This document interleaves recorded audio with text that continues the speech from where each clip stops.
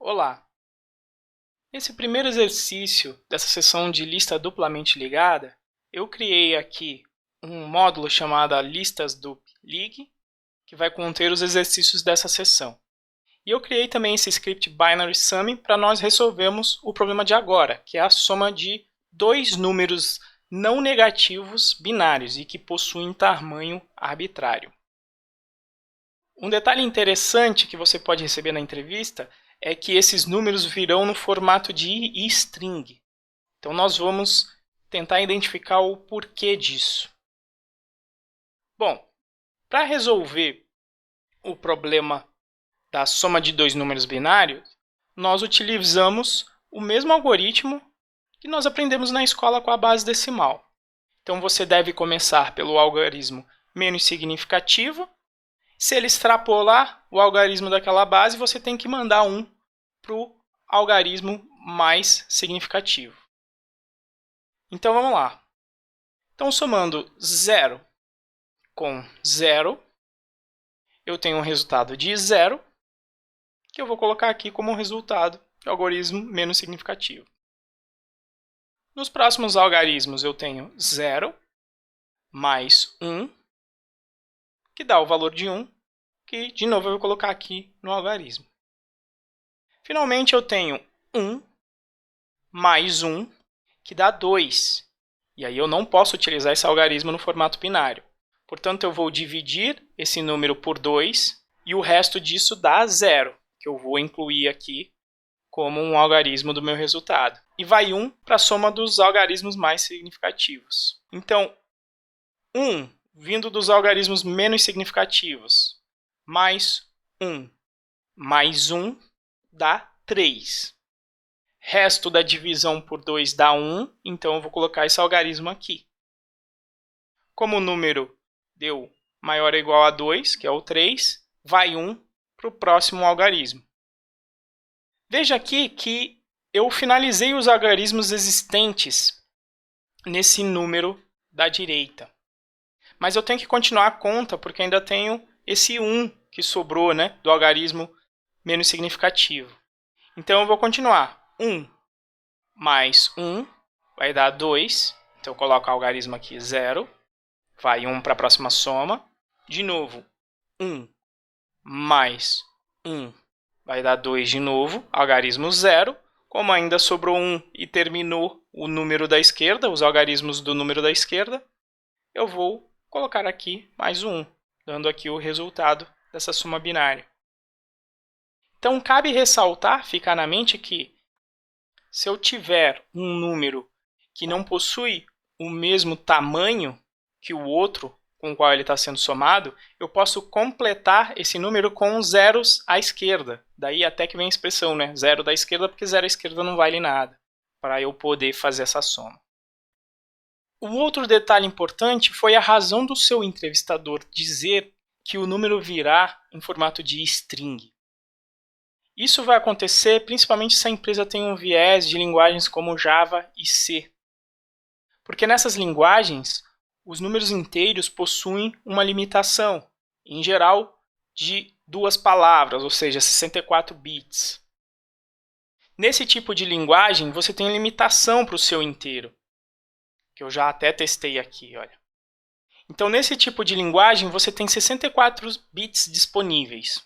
Um deles serve para ter o sinal desse inteiro. Então, sobram 63.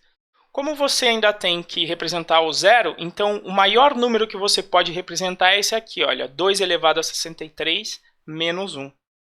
Agora, a questão é que Python é uma linguagem de alto nível. Então, o número inteiro em Python possui um tamanho arbitrário. Veja aqui que eu estou calculando 2 elevado a 1000, que extrapolaria em muito os 64 bits, se Python fosse também limitado.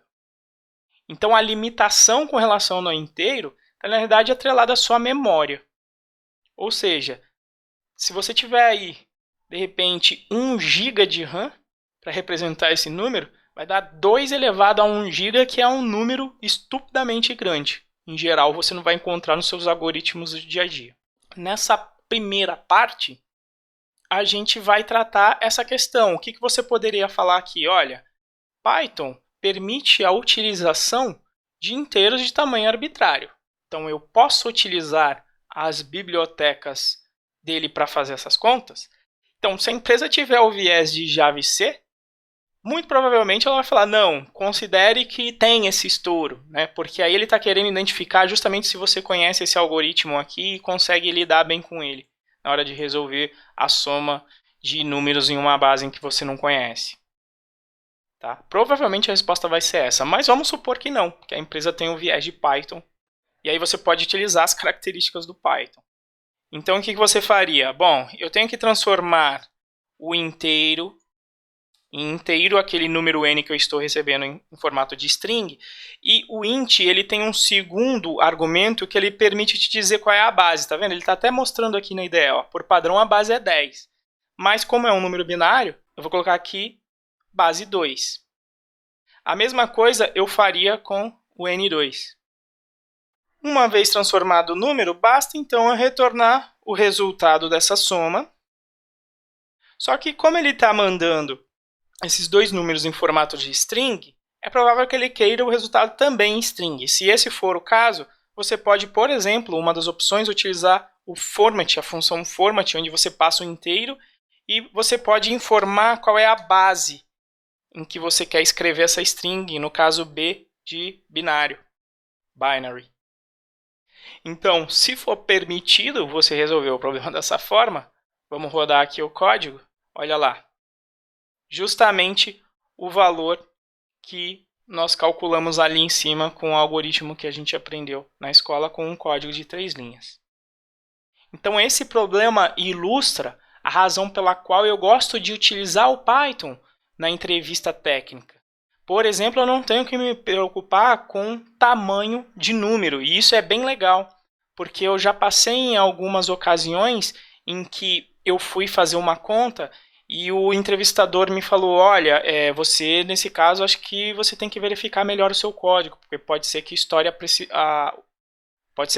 o limite do inteiro. E eu falei para ele, não, acontece que Python permite a utilização de inteiros de tamanho arbitrário, então eu não preciso me preocupar com isso. Tá certo? Então, se ele for explícito dizendo que você tem que se preocupar, você se preocupa, mas você tem essa cartada aí na manga, ou seja, você não vai precisar se preocupar com picuinha da linguagem na hora de resolver o problema. Agora que nós estamos familiarizados com o problema e na forma de resolver, vamos elaborar outras soluções tentando pensar com a cabeça do entrevistador de acordo com o nível de Python que ele conhece. Ou às vezes ele pode nem conhecer, né? Ele só vai pela cara do código na hora de te julgar. Vamos fazer isso nas partes que se seguem aqui do exercício.